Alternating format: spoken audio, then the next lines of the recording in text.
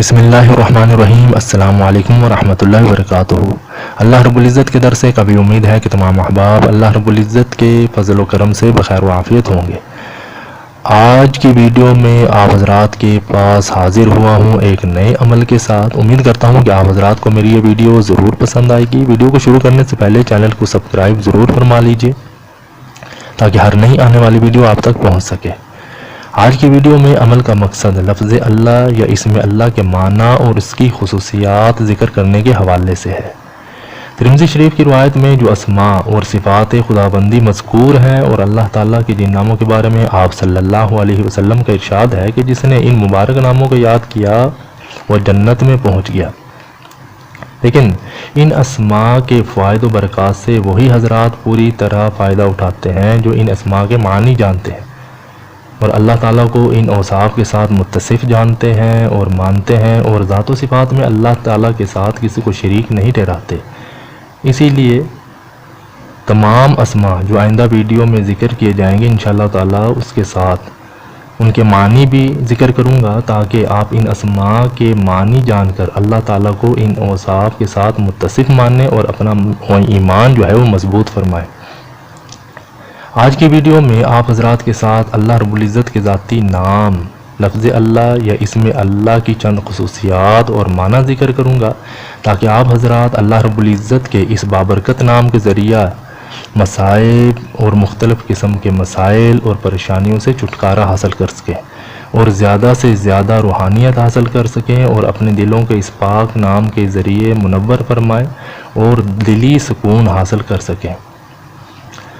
لفظ اللہ یا اسم اللہ یہ اللہ رب العزت کا ذاتی نام ہے۔ معبود برحق خدا تعالیٰ اور معبود حقیقی اس کے معنی ہے۔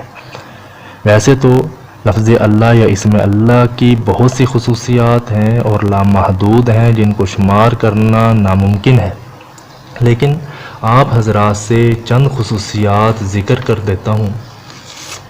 جو شخص یہ چاہے کہ اسے کمال یقین نصیب ہو تو اس کو چاہیے کہ روزانہ 1000 مرتبہ اس اسم کو پڑھے تو انشاءاللہ تعالی اسے کمال یقین نصیب ہو جائے گا۔ اور نمبر 2، جمعہ کے دن نماز جمعہ سے پہلے پاک و صاف ہو کر خلوت میں پڑھنے سے مقصود آسان ہو جاتا ہے، خواہ کیسا ہی مشکل ہو۔ اور جس مریض کے علاج سے اطباء عاجز آ گئے ہوں، ڈاکٹر پریشان ہو، اس پر پڑھا جائے تو اچھا ہو جاتا ہے بشرطے کہ موت کا وقت نہ آ گیا ہو۔ اور ہر نماز کے بعد 100 بار پڑھنے والا صاحب باطن اور صاحب کشف ہو جاتا ہے۔ 66 مرتبہ لکھ کر دھو کر مریض کو پلانے سے اللہ تعالیٰ شفا عطا فرماتے ہیں، خواہ اسیب کا اثر ہی کیوں نہ ہو۔ اسیب زدہ کے لیے کسی برتن پر لفظ اللہ یا اسم اللہ اس برتن کی گنجائش کی بقدر لکھ کر اس کا پانی اسیب زدہ پر چھڑکیں تو اس پر مسلط شیاطین اور جنات جل جاتے ہیں۔ اور جو شخص لفظ اللہ یا اسم اللہ کا محبت الہی کی وجہ سے ذکر کرے گا اور شک نہیں کرے گا وہ صدیقین میں سے ہوگا۔ اور جو ہر نماز کے بعد 7 بار هو اللہ الرحیم پڑھتا رہے گا اس کا ایمان کبھی بھی سلب نہیں ہوگا اور وہ شیاطین کے شر سے ہمیشہ کے لیے محفوظ رہے گا۔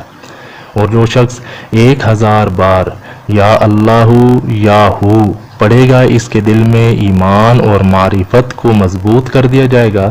اور جو شخص جمعہ کے دن عصر کی نماز پڑھ کر قبلہ رخ بیٹھ کر مغرب تک یا اللہ یا رحمان پڑھتا رہے گا پھر اللہ تعالیٰ سے جو بھی چیز مانگے گا تو اللہ تعالیٰ اس کو عطا فرمائیں گے۔